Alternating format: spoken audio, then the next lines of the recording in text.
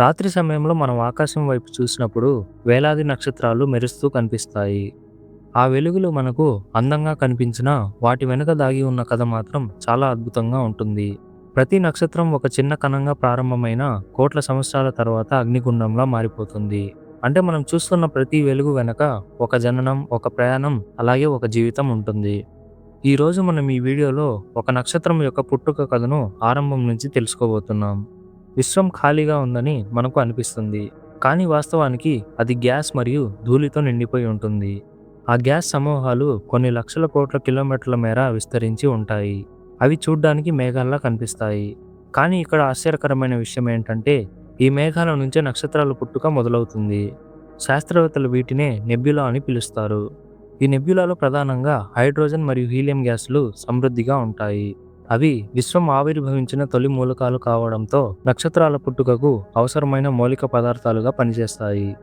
ఈ గ్యాస్లు చాలా చల్లగా, నిశ్శబ్దంగా విస్తరించి ఉన్నప్పటికీ వాటిలో చిన్న చిన్న ధూళి కణాలు, మంచు కణాలు మరియు ఇతర సూక్ష్మ పదార్థాలు కలిసిపోయి ఉంటాయి. ఈ సమూహం అంతా ఘనంగా ఉండడంతో కాంతి కూడా వాటిని సులభంగా దాటలేని స్థితి ఏర్పడుతుంది. అందుకే బయట నుంచి చూస్తే అది చీకటిగా, నిశ్చలంగా ఏమీ జరగనట్టుగా కనిపిస్తుంది. కానీ ఆ నిశ్శబ్దం వెనుక ఒక మహాంతరమైన ప్రక్రియ జరుగుతుంది. గురుత్వాకర్షణ శక్తి నెమ్మదిగా ఈ గ్యాస్లను ఒక్కటొక్కటిగా దగ్గరగా చేస్తూ వాటిని గట్టిగా కుదించడం ప్రారంభిస్తుంది.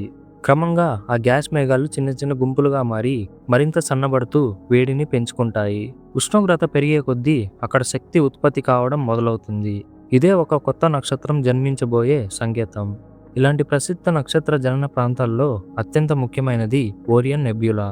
ఇది మనకు అత్యంత దగ్గరగా ఉన్న, స్పష్టంగా కనిపించే ఒక భారీ నక్షత్రాల తయారీ కేంద్రం లాంటిది. దీన్ని మన సాధారణ కళ్ళతో చూస్తే ఒక చిన్న తెల్లని మచ్చలా మాత్రమే కనిపిస్తుంది. అదే టెలిస్కోప్లతో పరిశీలిస్తే దీని అసలు మహిమ మనకు అర్థమవుతుంది. టెలిస్కోప్ ద్వారా చూసినప్పుడు అక్కడ కొన్ని వందల కోట్ల నక్షత్రాలు పుట్టుకొస్తున్న అద్భుతమైన దృశ్యాలు కనిపిస్తాయి. మొదట్లో ఈ గ్యాస్ కణాలు చాలా నెమ్మదిగా అంతరిక్షంలో తేలుతూ ఉండేవి.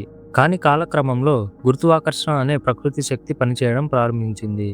ఈ దశలో ఏర్పడిన ఒక గుండ్రటి వెలుతురునే ప్రోటోస్టార్ అని అంటారు. ఇది నిజానికి ఒక పూర్తిస్థాయి నక్షత్రం మాత్రం కాదు, కానీ నక్షత్రంగా మారబోయే తొలి రూపం లాంటిది. గ్యాస్ మరియు ధూళి మేఘాలు గురుత్వాకర్షణ వల్ల నెమ్మదిగా ఒక కేంద్ర బిందువులోకి కుదించబడతాయి. ఆ కుదింపు వల్ల మధ్య భాగంలో పదార్థం గట్టిగా పేరుకుపోయి అక్కడ ఉష్ణోగ్రత మరియు ఒత్తిడి వేగం పెరుగుతుంది. ఆ వేడి కారణంగా ఆ ప్రాంతంలో వెలుగును విడుదల చేయడం ప్రారంభిస్తుంది. ఇదే మనం చూస్తున్న ప్రోటోస్టార్. ఈ ప్రోటోస్టార్ ఇంకా హైడ్రోజన్ ఫ్యూజన్ ప్రక్రియ ప్రారంభించలేదు. అంటే నిజమైన నక్షత్రాల శక్తిని ఉత్పత్తి చేయడం ఇంకా మొదలు కాలేదు. ఇది కేవలం గురుత్వాకర్షణ వల్ల వేడెక్కి ప్రకాశిస్తోంది. ఈ దశలో ప్రోటోస్టార్ చుట్టూ ఒక ధూళి మరియు గ్యాస్ డిస్క్ ఏర్పడుతుంది. ఈ డిస్క్ నుంచి పదార్థం నెమ్మదిగా ప్రోటోస్టార్లోకి చేరుతూ దీన్ని మరింత పెద్దదిగా చేస్తుంది. కొన్నిసార్లు ఈ డిస్క్ నుంచే భవిష్యత్తులో గ్రహాలు, ఉపగ్రహాలు కూడా ఏర్పడతాయి. అంటే ఒక నక్షత్రంతో పాటు ఒక పూర్తి సౌర వ్యవస్థకు ఇదే ఆరంభం కావచ్చు. ప్రోటోస్టార్ను మనం ఒక విత్తనంలా ఊహించుకోవచ్చు. ఈ విత్తనం నేలలో నాటితే ఎలా క్రమంగా మొలకెత్తి చెట్టుగా మారుతుందో, అలాగే ఈ చిన్న వెలుగు కూడా కాలక్రమంలో భారీ నక్షత్రంగా మారుతుంది. సరైన ఉష్ణోగ్రత మరియు ఒత్తిడి చేరినప్పుడు దీని కోర్లో న్యూక్లియర్ ఫ్యూజన్ మొదలవుతుంది. ఆ క్షణం నుండి ఇది పూర్తి స్థాయి నక్షత్రంగా మారుతుంది. ఈ అద్భుతమైన దృశ్యాలను పరిశీలించడానికి శాస్త్రవేత్తలు నాసా వంటి సంస్థల టెలిస్కోప్లను ఉపయోగిస్తున్నారు. ఇవే మనకు విశ్వ రహస్యాలను తెలియజేస్తున్నాయి. ఇప్పుడు స్టార్ పూర్తిగా రూపుదిద్దుకొని స్థిరంగా వెలుగుతోంది. ఇప్పటి వరకు కుదిస్తూ వేడెక్కుతూ వచ్చిన ప్రోటోస్టార్ దశ ముగిసి అసలు నక్షత్ర జీవితం ప్రారంభమవుతుంది. దీని కోర్లో ఉష్ణోగ్రతలు కొన్ని కోట్ల డిగ్రీల వరకు పెరిగి హైడ్రోజన్ అణువులు ఒకదానికొకటి ఢీకొని హీలియంగా మారుతాయి. ఈ ప్రక్రియలో అపారమైన శక్తి విడుదలవుతుంది. ఇదే శక్తి కాంతి మరియు వేడి రూపంలో బయటకు ప్రసరిస్తూ స్టార్ను ప్రకాశవంతంగా చేస్తుంది. ఈ స్టార్ లోపల రెండు శక్తులు ఎప్పుడూ పరస్పర పోటీలు పడుతూ ఉంటాయి. ఒకవైపు ఫ్యూజన్ వల్ల ఉత్పత్తి అయ్యే శక్తి బయటకు నెట్టుతుంది. మరోవైపు గురుత్వాకర్షణ శక్తి వల్ల స్టార్లోని పదార్థాన్ని లోపలికి లాగుతుంది. ఈ రెండు సమానంగా పనిచేసినప్పుడు ఒక సమతుల్యత ఏర్పడుతుంది. ఈ సమతుల్యతే స్టార్ను పేల్చకుండా ఆపుతుంది.